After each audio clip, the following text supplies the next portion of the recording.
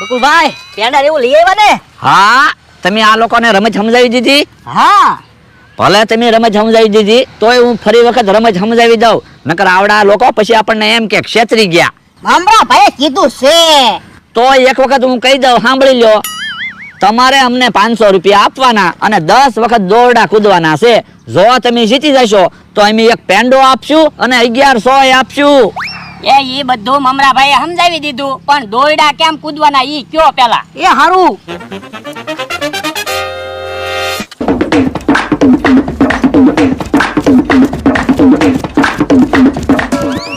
આ 10 વાર દોરડા કૂદવાના છે. તો મારે રમત રમવું છે. લાવો 500 રૂપિયા.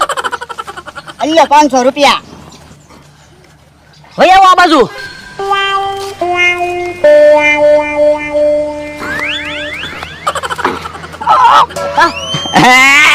ગયા તમારા 500 રૂપિયા. હું તમે તે દોરડા નો કૂદી ગયા. પણ હું કૂદાણું. તો એક કામ કરો, મારા 500 રૂપિયા આપો, 1100 રૂપિયા આવી જાય તો આપણે મોટર રિપેર કરાવી આવાય ને. એ હારું. અલ્યો 500 રૂપિયા. લે દોરડું.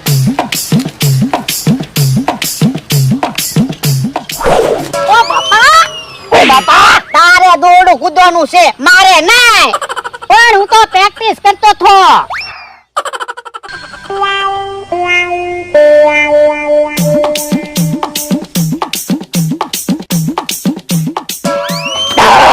કૂદી ગયો 10 વખત દોડ્યો. લાવો પેંડો ને પૈસા.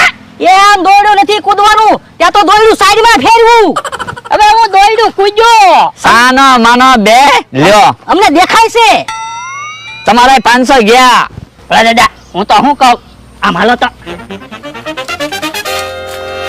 કઈ બાજુ ગયા ઈ? કોને ખબર? સરસા કરવા ગયા લાગે. મને એવું જ લાગે છે. બોલ હું કહેતો તો? એ અહીંયા આપણે પ્રેક્ટિસ કરીને રમત રમવા જાવી એટલે આપણે જીતી જઈશું. ના રે ના, બકાલામાં પાણી પાવા વયા જાવી. પણ એવડા 1000 રૂપિયા લઈ ગયા, ઈ પાછા નથી લેવા. આ એ હાસો. તો એટલે તો કહું, અહીંયા પ્રેક્ટિસ કરીને રમત રમવા જાવી, 1000 રૂપિયા પાછા લઈ લેવી ને 1100 લઈ લેવી, એટલે આપણે મોટર તો રિપેર કરાવી આવાય. હા એ હાસુ. તો યો હું દોરડું લેતો આવું. એ હા.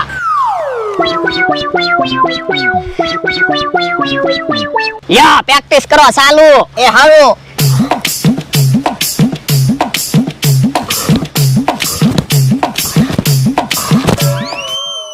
દાદા પ્રેક્ટિસ ચાલુ રાખો, તમને આવડી જ જશે. એ હારું. વન્સ મોર ભલા દાદા, વન્સ મોર ભલા દાદા. ઈ હું બોલે? એ પ્રેક્ટિસ ચાલુ રાખો, તમને આવડી જશે એમ કહું. તો